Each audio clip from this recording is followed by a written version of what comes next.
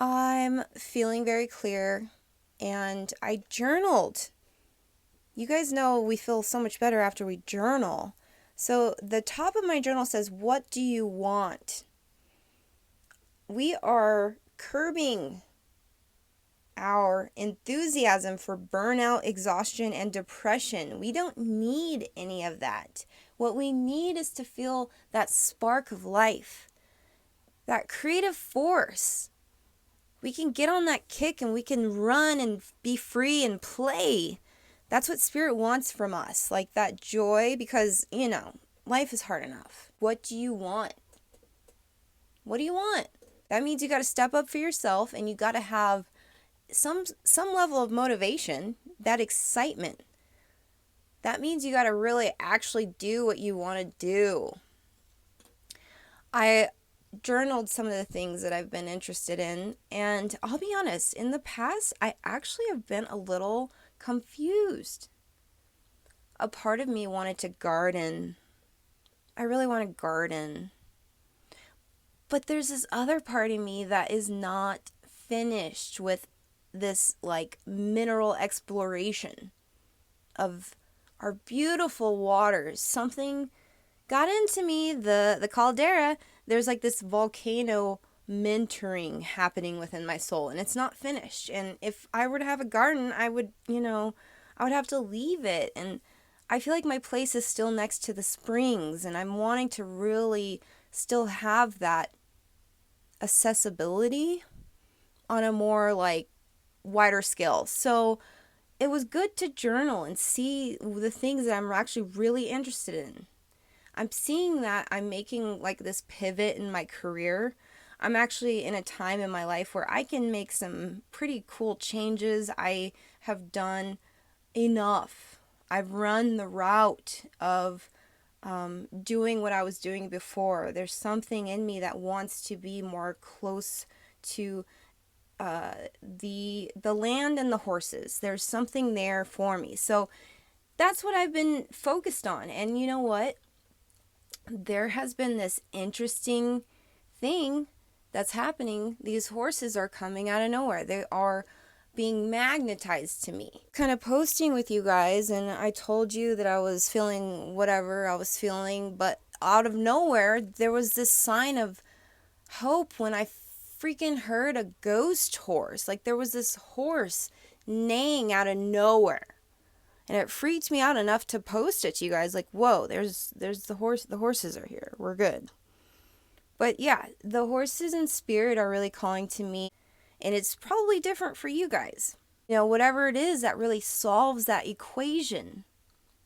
And it's not just the horses for me. There's so many other things that just are so exciting to me.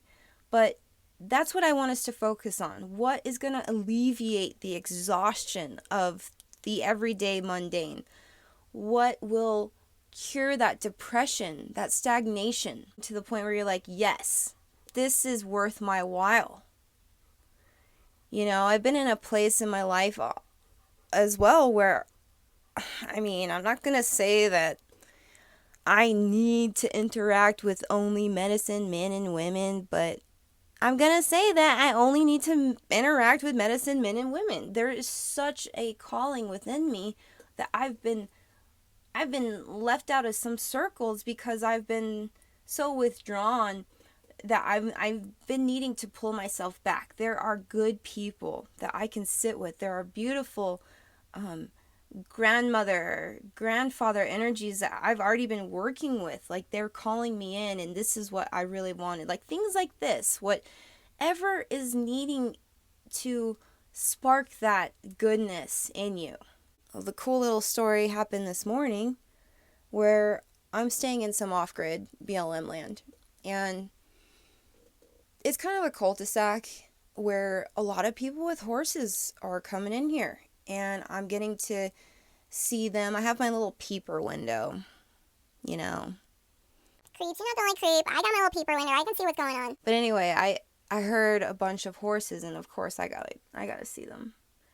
And I look out, and one of them is like almost frozen, standing, staring right back at me. And I'm like, no, there's no way.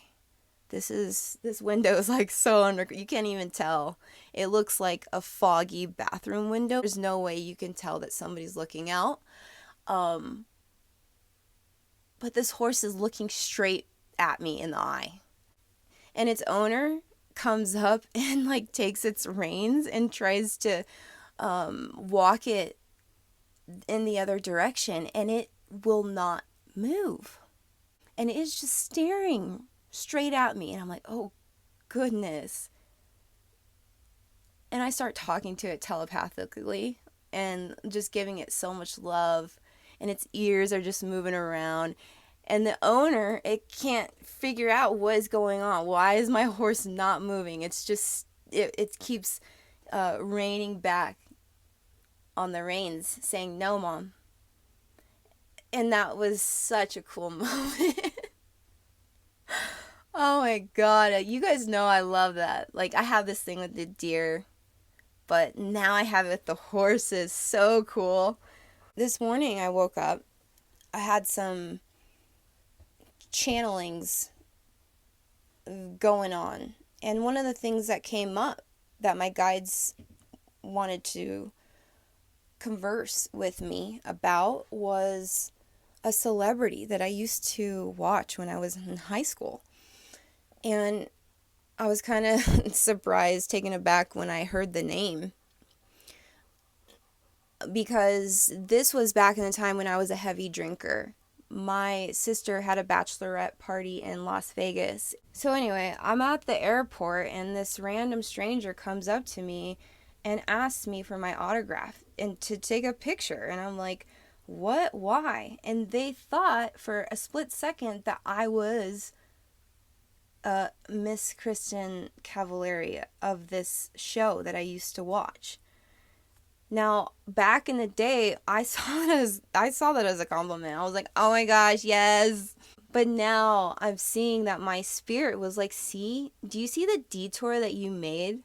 That was somebody that you used to be aligned with. You wanted that life. You wanted to be in the Laguna like situation with the mansions and those cars. But you detoured and chose the sacred Starwater life of sovereignty, and you got to create a whole different realm. Now, you don't have all the glitz and glam that you saw on that show. That beauty and glitter that you saw in that lifestyle was contained within your soul.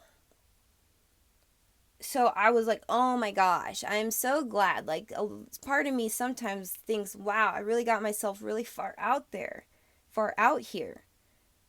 How can I like reel myself back in?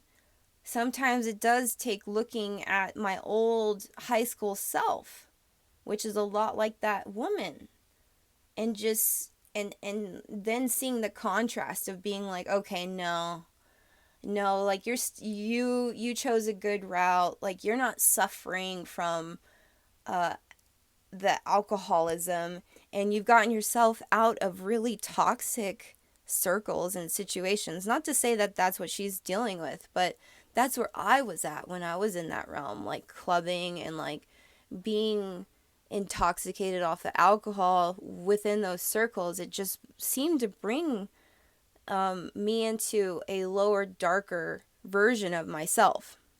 And I just think it's cool that I just didn't get so identified with that lifestyle that I had to have it at the expense of my soul. You know, it's that question again. What do you want? Yes, I love the bougie, but my soul's not bougie. My soul's like authentically, naturally, organically real. 100% priceless. It doesn't need a glitz. You know, it is the gold. Another example of this was my choice to remain single in a society that is really, really aggressive when it comes to we don't need. husbands or wives. We don't need to create families that are fictional and that create a lot of like dysfunction. I took a detour from that. Um, a big part of me wanted like that man, that status, that boyfriend that is all buff and we go to the gym and we're just like trainers together. I'm kind of going off here because I watched this video last night and I saw this girl, like very attractive woman, very attractive man, and they have their show going on, but I was cringing the entire time. Like it's like the easy way out. Like you just choose the aesthetical man and fill him in. like put him in his spot, like he was spotting her on some of the moves, but he was so, I don't even know the word. I almost said archaic. Like machismo? Is that even the word? Anyway, he basically was making the comment, well, I don't know if I want to kiss her or fight her. I was thinking to myself, red flag. Not good. And that's the stuff that I was like seeing in some of my relationships. Like I didn't want to manifest that anymore. Like I can take the man out of that role. I can do the moves on myself. I don't need a spotter. Like I've been doing it. I keep myself safe and within my own means, within my own levels of ability. I didn't need that man to show up and like coddle me. And she was so annoyed, by the way. Like she went off and was like, get away from me. He was totally crowding her. And I just thought to myself, Thank you, Lord. I'm so glad I saw this. that's the easy way out. Instead, I focused on my healing. There was like a lack. There was a void that even attracted Chad in the first place. And now he doesn't even have a key. There's no way he's getting in. Like the windows are all shut. We're up on the roof having a party without him. And that's what I wanted. I wanted to have a good time. I didn't want to deal with shit like that, like the burnout, the exhaustion of the annoyance. But anyway, I wanted to put this out there because, yeah, we're getting focused and I love you guys so much. I just hope you guys are doing well and focusing on that good stuff that you guys have going on in your life too. So until my next one, you take care. Peace.